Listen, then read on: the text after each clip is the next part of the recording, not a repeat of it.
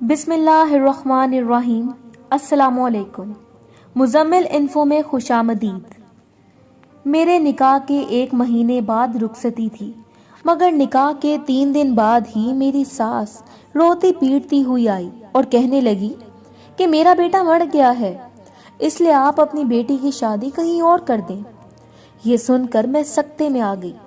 مجھے اپنی ساس کی بات کا یقین نہیں آ رہا تھا، اس لیے میں نے ایک نوکرانی کا بھیس بدلا اور اپنے سسرال پہنچ گئی۔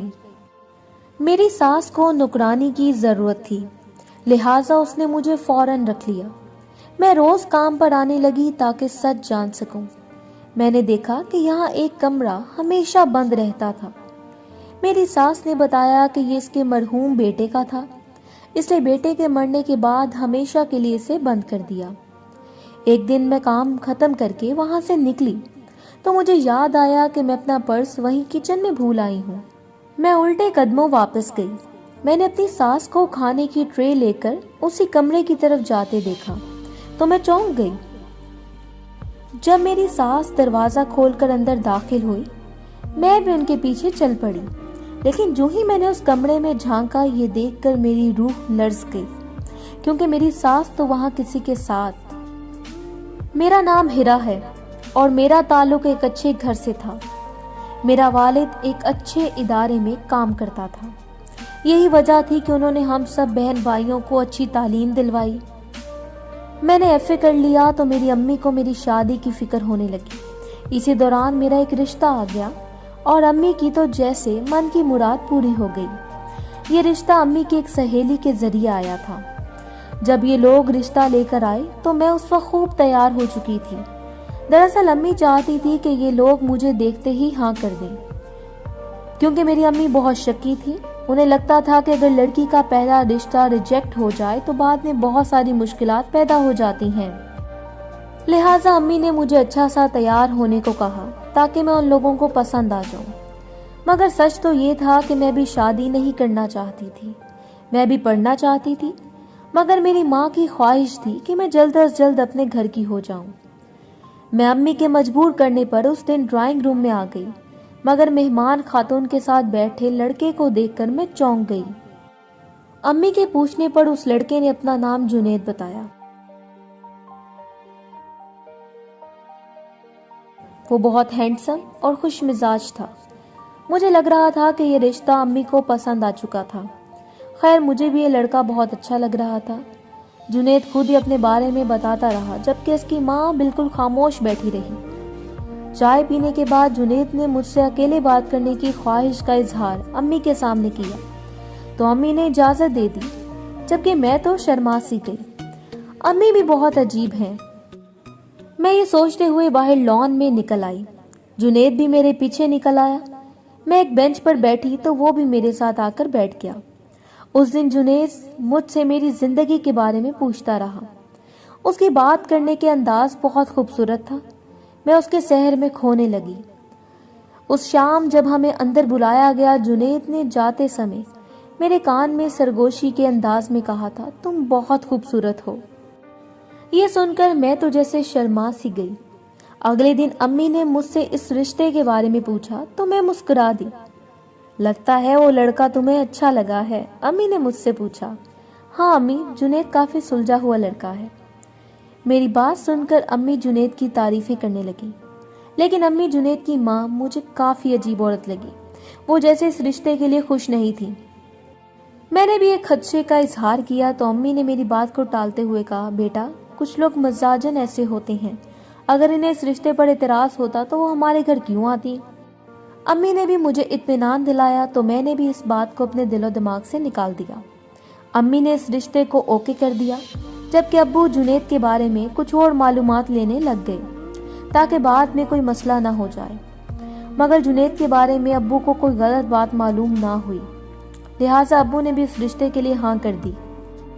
اب امی میری شادی کی تیاریاں کرنے لگی، مگر جنید کے گھر سے کال آئی کہ ابھی تو وہ شادی کے لیے تیار نہیں تھے، اس لیے وہ پہلے نکاح کریں گے اور اس کے 1 ماہ بعد شادی ہوگی۔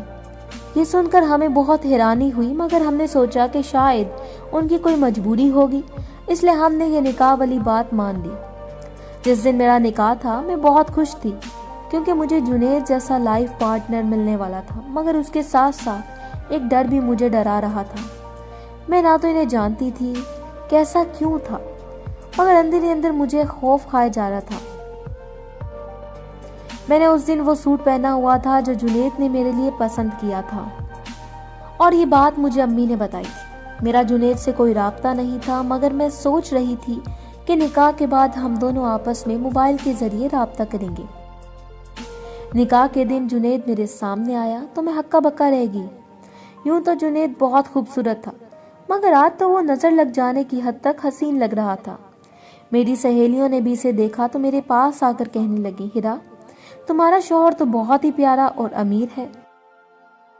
یہ سن کر میں مسکرا دی اور دل میں دعا کی کہ ہماری جوڑی کو کسی کی نظر نہ لگے، مگر اس دن نکاح کی تقریب میں ایسا کوئی تھا جس نے ہماری جوڑی کو نظر لگا دی، کیونکہ نکاح کے 3 دن بعد ہی میری ساس روتی پیٹتی ہوئی آئی اور کہنے لگی کہ میرا بیٹا مر گیا ہے اور اس لیے آپ اپنی بیٹی کی شادی کہیں اور کر دیں۔ یہ سن کر میں سکتے میں آ گئی، جبکہ میری امی بھی حیرانی سے جنید کی ماں کو دیکھنے لگی، مگر وہ تو یہ کہہ کر چلی گئی کہ میں بہت صدمے میں تھی، اس لیے میرے رشتہ داروں نے آپ لوگوں کو جنید کے مرنے کی اطلاع نہیں دی اور اسے دفنا دیا۔ یہ سن کر سب حیران پریشان رہ گئے۔ ہمارا جنید کے ساتھ رشتہ تھا، اس کی ماں نے ہمیں اطلاع کیوں نہیں دی؟ میرے والدین بھی یہی سوچتے رہے، مگر انہوں نے میری ساس سے کچھ نہیں کہا،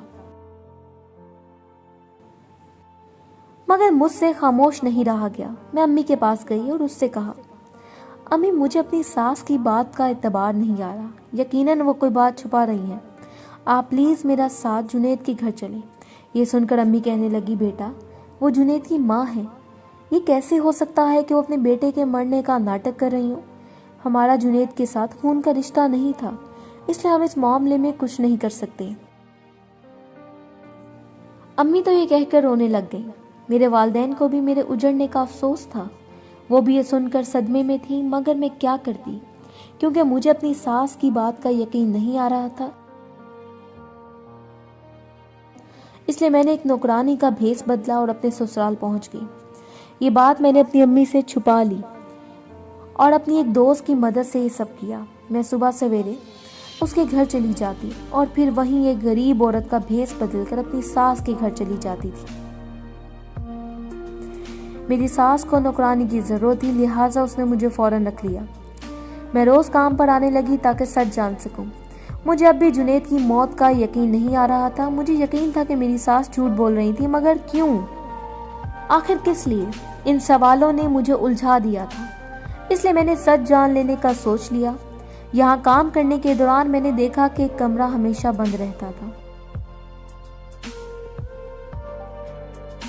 مجھے حیرانی ہوئی، میں نے اپنی ساس سے پوچھ لیا۔ میرا سوال سن کے میری ساس مجھے شک بھری نظروں سے دیکھنے لگی۔ میں نے چہرے پر بہتے پسینے کو پونچھا، کہیں میری ساس کو پتہ تو نہیں چل گیا کہ میں ہیرا ہوں۔ میں یہ سوچ کر گھبرا گئی، لیکن میری ساس نے مجھے اتنی توجہ سے نہیں دیکھا تھا۔ میں نے جب اپنی ساس سے میرا جب سامنا ہوا، وہ رخ پھیر لیتی تھی اور یہی بات مجھے حیرت زدہ کر دیتی تھی۔ آج پہلی بار میری ساس نے مجھے اتنے غور سے دیکھا تو میں گڑبڑا گئی، مگر میری ساس مجھے پہچان نہیں پائی۔ میری ساس نے بتایا کہ یہ اس کے مرحوم بیٹے کا تھا۔ اس کے بیٹے کے مرنے کے بعد میں نے ہمیشہ کے لیے اسے بند کر دیا۔ یہ کہہ کر میری ساس اپنے کمرے میں چلی گئی، جبکہ میں چپکے سے اس کمرے کے سامنے آ ٹھہری۔ یہ تو میرے شوہر جنید کا کمرہ تھا۔ اگر میری شادی ہو جاتی تو شاید ہی میرا کمرہ بھی ہوتا۔ ایک آنسو میری آنکھ سے نکلا۔ یہ سب کچھ میرے لیے بھلانا بہت مشکل تھا، اس لیے میں جلدی چھٹی لے کر گھر آ گئی۔ میں نے سوچ لیا تھا جب کبھی مجھے موقع ملا میں اس کمرے کی تلاشی ضرور لوں گی، شاید مجھے یہاں سے کوئی ایسی بات کا پتہ چل جائے جو مجھے جنید کی اتنی اچانک موت کے بارے میں کچھ بتا سکے۔ لیکن اس سے پہلے ایک عجیب بات ہو گئی۔ مجھے یہاں کام کرتے ہوئے ایک ہفتہ ہونے والا تھا۔ چونکہ میری ساس گھر میں اکیلی رہتی تھی، اس لیے کام نہ ہونے کے برابر تھا۔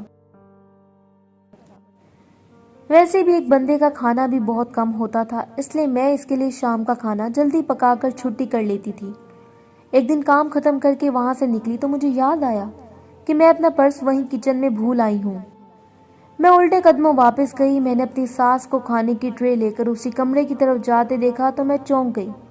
مجھے حیرانی ہوئی کہ میری ساس جنید کے کمرے میں کھانا کیوں لے کر جانا چاہتی ہیں. اس لیے جب میری ساس دروازہ کھول کر اندر داخل ہوئی میں نے بھی ان کے پیچھے چل پڑنا مناسب سمجھا. لیکن جو ہی میں اس کمرے میں جھانکا میں نے یہ دیکھ کر میری روح لرز گئی کیونکہ میری ساس تو وہاں کسی کے ساتھ بیٹھی تھی. وہ آدمی کون تھا؟ میں سوچ میں پڑ گئی. اچانک اسی وقت میری ساس کھانا رکھ کے وہاں سے اٹھی اور وہ آدمی مجھے نظر آ گیا. اسے دیکھ کر میں بہت شاکڈ رہ گئی کیونکہ وہ تو جنید تھا مگر اس کے ہاتھ پاؤں بندھے ہوئے تھے. اس کے ساتھ ایسا حشر کس نے کیا تھا؟ اس بات کا جواب تو مجھے جنید ہی دے سکتا تھا.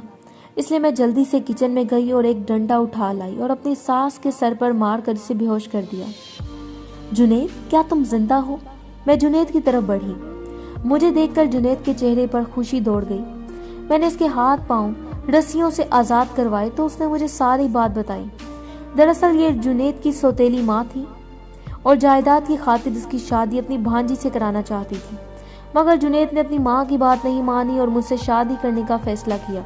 جنید کی ماں نے لوگوں کے دکھاوے کے لیے ہمارے نکاح میں شرکت تو کر لی مگر شادی روکنے کے لیے جنید کو کمرے میں بند کر دیا اور اسے مجبور کرنے لگی کہ وہ مجھ سے شادی نہ کرے. مگر جنید اپنی ضد پر اڑا رہا. ساری حقیقت کھلنے پر میں نے جنید سے کہا کہ اپنی سوتیلی ماں کو پولیس کے حوالے کر دو. مگر جنید نے اسے معاف کر دیا مگر اپنے گھر سے نکال دیا. اور اب جنید جب ہاسپٹل سے مکمل ٹھیک ہو کر آیا تو ہماری شادی ہو گئی. کبھی بھی کسی چیز کے لالچ میں آ کر کسی دوسرے کی زندگی خراب مت کریں کیونکہ اسے کوئی نقصان پہنچے یا نہ پہنچے مگر آپ اپنے برے کام کی بدولت اپنی دنیا اور آخرت خراب کر بیٹھیں گے.